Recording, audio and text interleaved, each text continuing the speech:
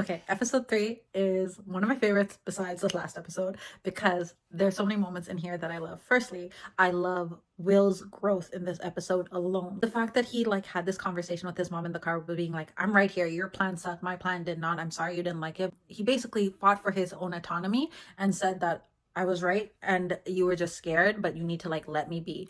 And it was so beautiful. He was so respectful about it, but I guess like he didn't think so because then he had apologized in the barn and they actually then had a really nice chat too.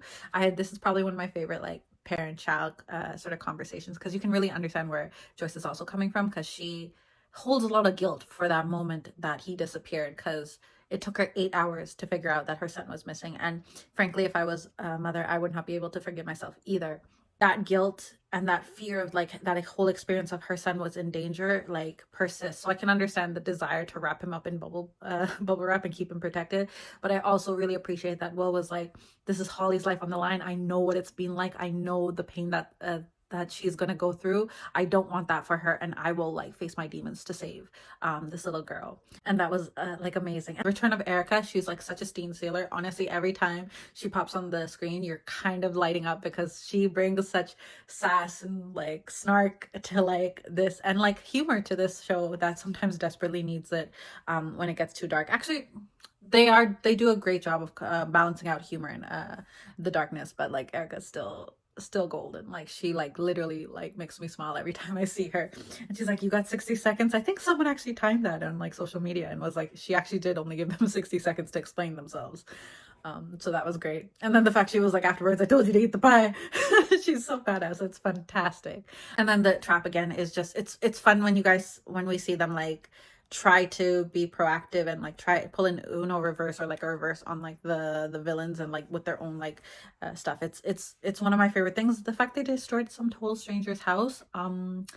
You can only get away with on TV shows because like 100% like they would be in trouble once everything is done. Jonathan wants to propose is adorable. Love that for that couple. I love that for Nancy and Jonathan. I think his reasoning behind wanting to propose though I don't really support. It sounds like he's trying to propose because the quote relationship got stagnant and he's feeling kind of threatened by like Steve's presence.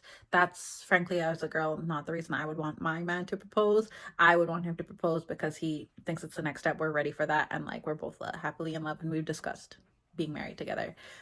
Whereas I don't think any of this is happening. This is just Jonathan trying to like secure a relationship that suddenly seems insecure to him.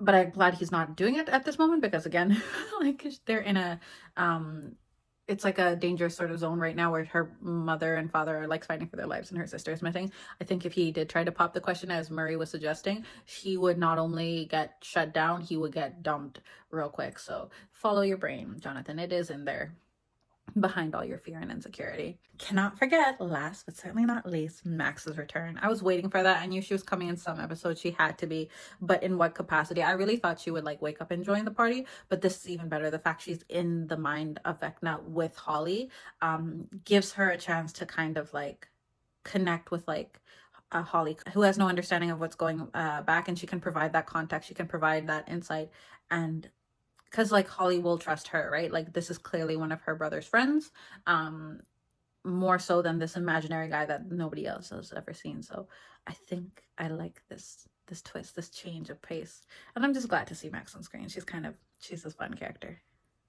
On to the next episode, which is undoubtedly has one of the best cliffhangers of all. If you have not watched it, go watch it, and I will then watch my review.